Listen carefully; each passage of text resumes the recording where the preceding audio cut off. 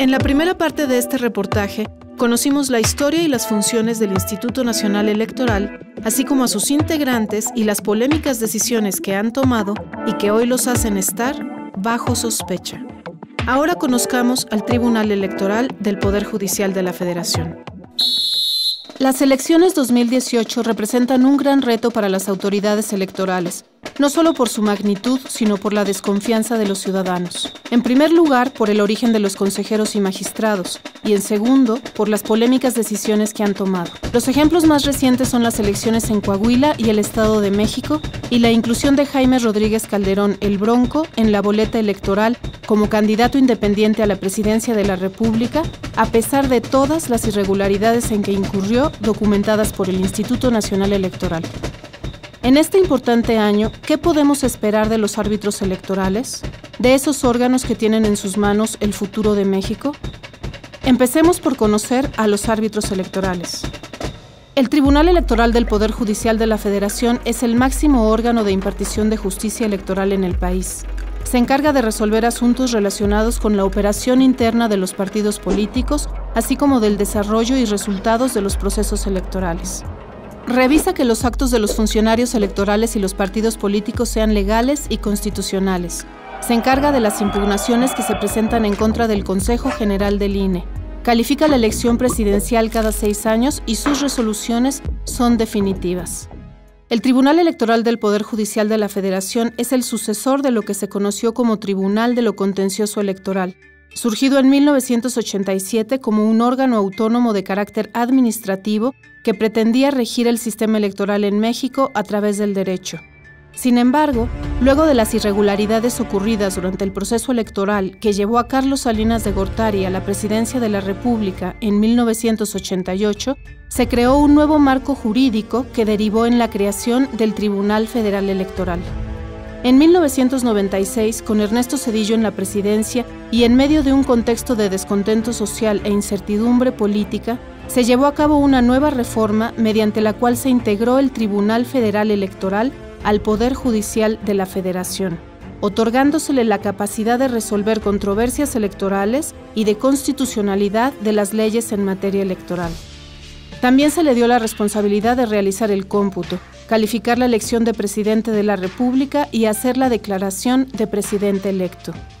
Uno de los cambios más significativos de dicha reforma fue que desde entonces los magistrados son propuestos por la Suprema Corte de Justicia de la Nación y electos en la Cámara de Senadores.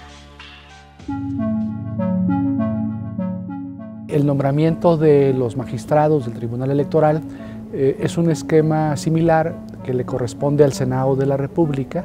Es una propuesta que realiza la Suprema Corte, pero en el Senado pues la mayoría la tiene el PRI con el PAN y ellos definen quiénes son los magistrados. Y esto no significa que las personas sean priistas o panistas, pero desde luego son personas que están dentro del círculo de influencia de esos partidos políticos que designan a un magistrado o a un consejero electoral. Y vamos por mayoría, por consenso.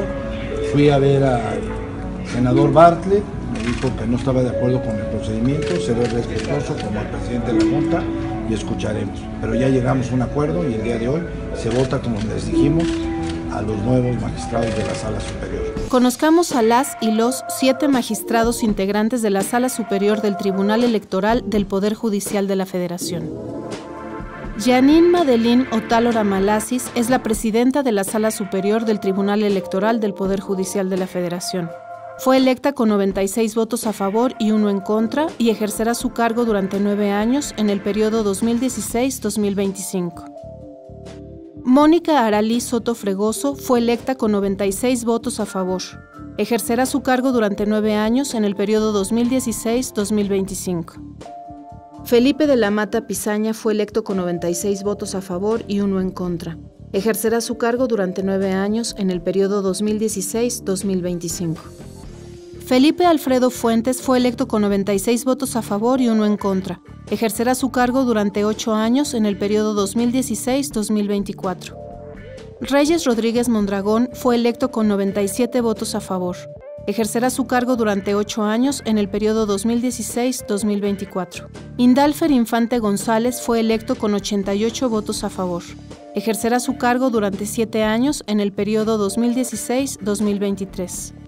José Luis Vargas Valdés fue electo con 96 votos a favor y 1 nulo.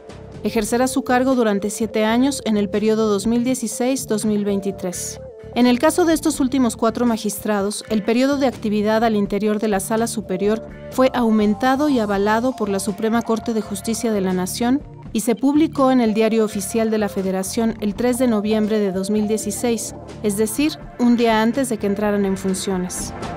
Ellos estaban originalmente de 3 a 6 años y les aumentaron de 7 a 8 años, lo cual significa estar ganando, cada uno de estos magistrados gana 56 millones de pesos al año.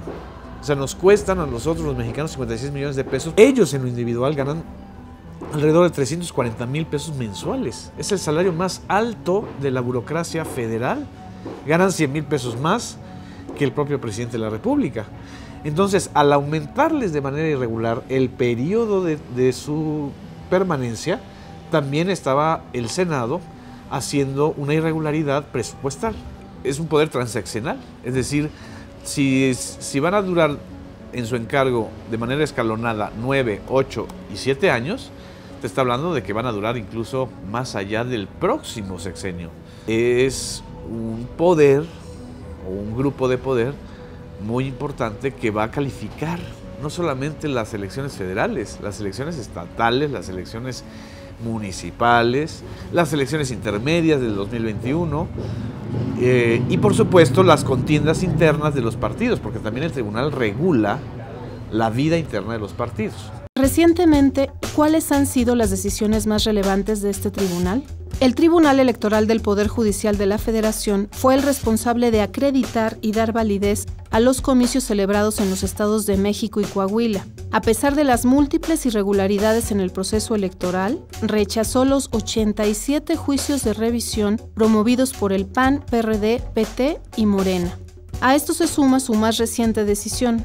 Con los votos de los magistrados José Luis Vargas Valdés, Mónica Aralí Soto Fregoso, Indalfer Infante González y Felipe Alfredo Fuentes Barrera, avaló la inclusión de Jaime Rodríguez Calderón, el Bronco, en la boleta electoral, a pesar de haber presentado más de 1 millón de firmas falsas o duplicadas en su intento de acceder a la candidatura independiente. De los 4 magistrados que votaron a favor de la inclusión del Bronco, estamos hablando 4 de 7, es decir, una mayoría muy frágil. 3 de ellos fueron cabildeados y propuestos en el Senado por el entonces consejero jurídico de la presidencia, Humberto Castillejos. Es decir, detrás de ellos está no solamente el PRI, sino el poder directo de los Pinos. Es importante conocer qué han hecho algunos de los magistrados durante su gestión.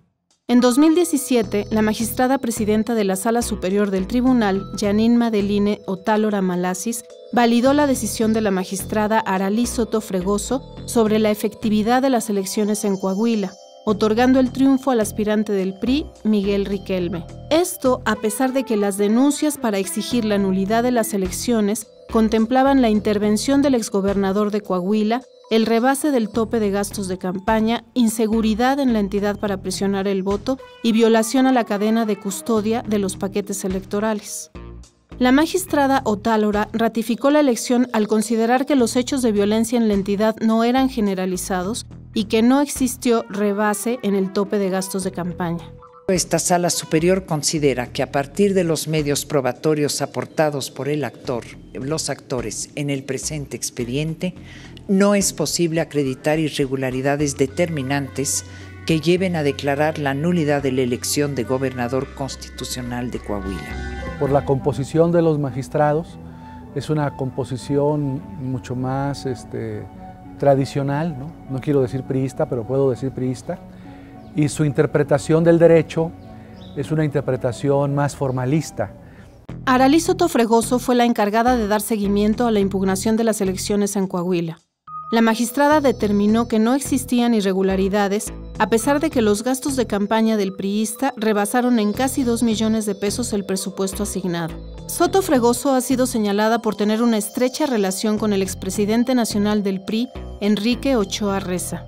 Durante el proceso de selección de los nuevos integrantes de la Sala Superior del Tribunal Electoral del Poder Judicial de la Federación, Soto Fregoso fue respaldada por el líder de la bancada priista en el Senado, Emilio Gamboa Patrón.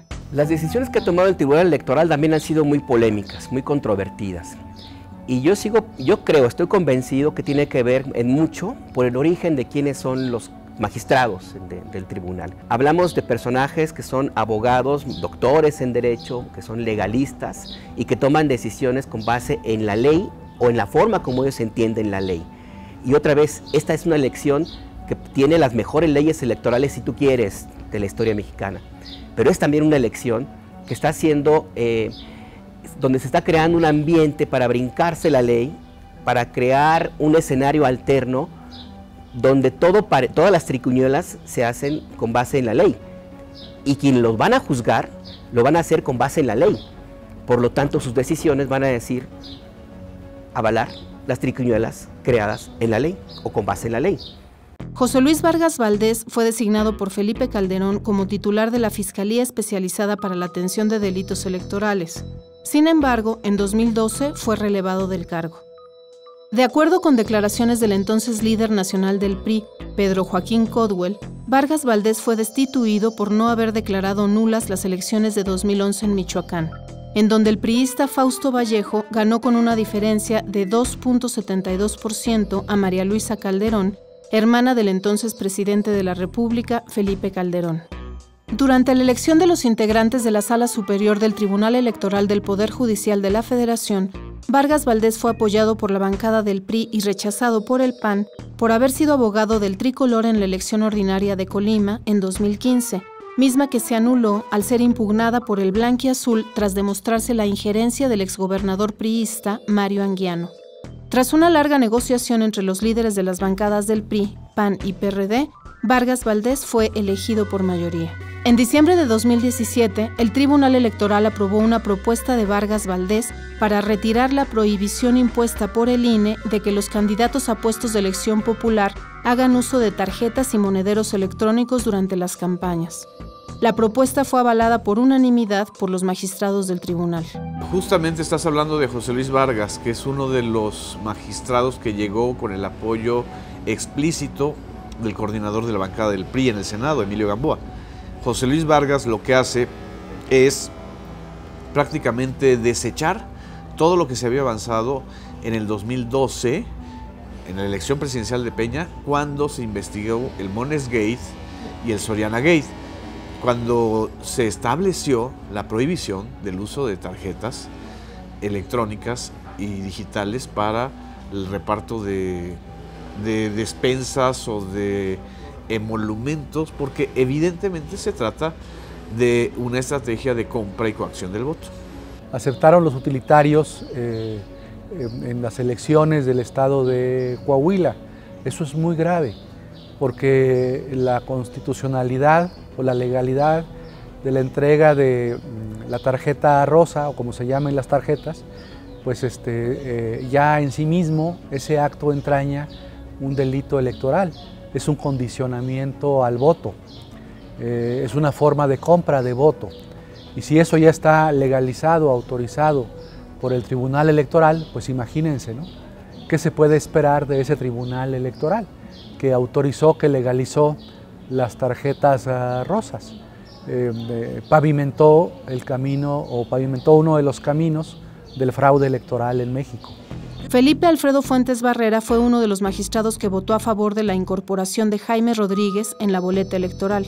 Al igual que en el caso de Mónica Aralí Soto Fregoso y José Luis Vargas Valdés, la designación de Fuentes Barrera como magistrado estuvo impulsada por el consejero jurídico de Los Pinos, Humberto Castillejos, a pesar de no contar con experiencia en el ámbito electoral. Es un tribunal inapelable, es decir, sus resoluciones son definitivas, no hay otra instancia.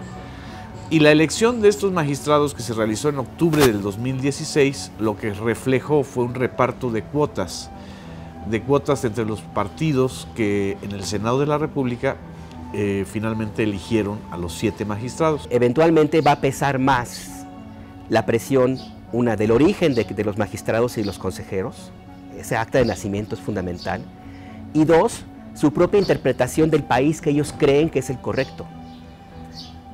Y ese país que creen que es el correcto es el que están luchando desesperadamente por mantener poderes fácticos, empresarios beneficiados por la corrupción, los corruptos, políticos, gobernadores, hasta los delincuentes. Porque otra vez, insisto, son parte del sistema. Es el sistema que está juzgando al sistema. Y como cualquier cuerpo, busca la sobrevivencia.